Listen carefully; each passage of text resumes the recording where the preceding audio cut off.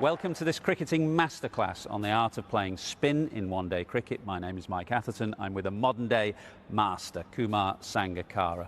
Let's start with the basics, Kumar. Ball can either spin into you or away from you. How do you decide whether to play with the spin or against the spin? Well, I think you've got to be prepared to do both. Hitting with the spin is, of course, much safer. And if you come into bat when spinners are on and it's a nice spread field, you'll have your short mid-wicket, short extra cover, maybe a short fine leg and one man on the offside. So you have enough gaps to penetrate to work your singles. So if it's spinning into you, you hit with the spin. If I can just show you, and you hit good hard shots to the sweepers. You come in, the ball's pitching on offside, spinning in, you go mid-on. If it's slightly a little bit straighter, you can actually go with the spin and work your wrist to deep square leg. If it's shorter on the offside, you go to the sweeper. Let's just have a look at a couple of players who are very good at playing with the spin, first of all. Virat Kohli and Kane Williamson.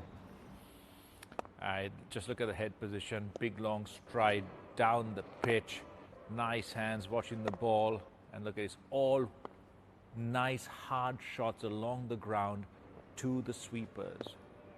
Even a forward defensive is a slight push because you need to penetrate into the gaps beyond those short fielders on the off or leg side, saving one.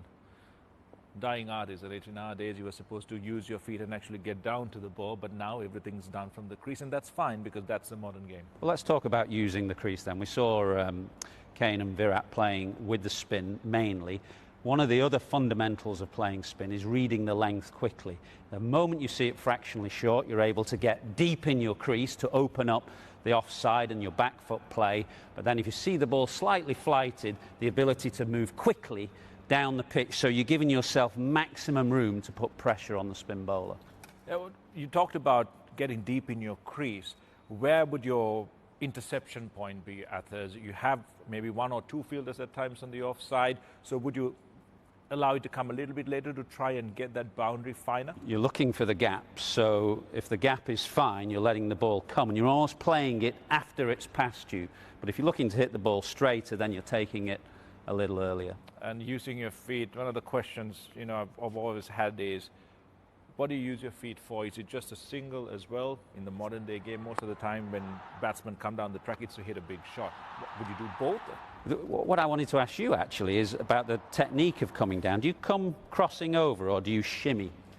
I shimmy. When I was young, I still remember under 15 cricket, we were always told to cross over when you're coming down. I think that's quite uncomfortable. It's quite unnatural. I think everyone's got to find what's natural and comfortable and what actually gets you to the pitch, or if you want to hit a six, you've got to be slightly behind it so you can get the elevation. Either that or the other, whatever works. Let's have a look at England's middle order in the World Cup of 2019. Joe Root, first of all, who is such a brilliant player of spin, looks to play back more than many do in the modern game, but examples here of going deep in the crease, taking the ball late, hitting the ball square when the bowlers are fractionally short, but looking to come down the pitch, but then moving deep, but the ability also to come down the pitch and play aggressively over the top. Such a fundamental part of one-day cricket.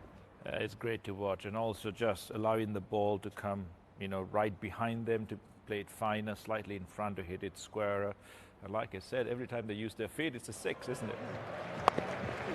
It is raining sixes whenever Morgan's facing at the moment. Let's talk about the sweep shot, particularly when the ball is turning in the subcontinent. So important. I think the sweep has become an indispensable part of the modern day batter's repertoire. Not just a conventional sweep, which we'll talk about in detail now, but also the reverse sweep.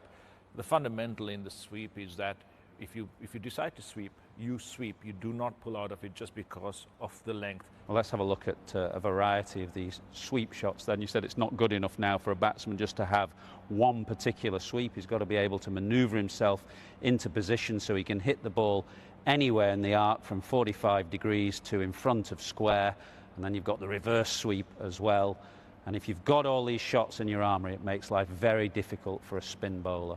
There's one last point on the sweep, Athers, I would like to bring out is that how you place your sweep. If you're hitting it square over mid-wicket, your front leg would really open up a little bit more. If you want to maneuver the field, hit it slightly square or finer, you'd actually get your foot slightly across.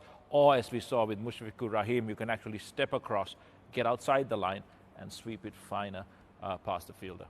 Well, one of the best exponents of the sweep in the modern game is Faf du Plessis, the South African batsman. Just talk about the fundamentals of his game. He's been brilliant for South Africa and the IPL as well. Nice low stance, a wider stance probably, head position forward, that's where you should be. Nice long stride to the ball, slightly away from the pitch, so this will go a little bit squarer. But then look at that extension of the arms slightly away at the top, coming through, and his back knee bends and comes, almost to the ground with the front swing of his hands, and then he makes nice square contact, and then that allows the wrist to close after impact, and the bat goes high again. But the key is really your head position. From the start, weight on the front foot. When you really get down and you're making contact, it's got to be just in front of your front knee, almost over the top of the front of your shoe, because that allows you to get the contact, get on top of the ball and make sure you don't miss it. Okay, so some keys: make sure you read the ball well out of the hand, read the length of the ball, have plenty of shots in your locker, and try and put pressure on the bowlers in one-day cricket in those middle overs.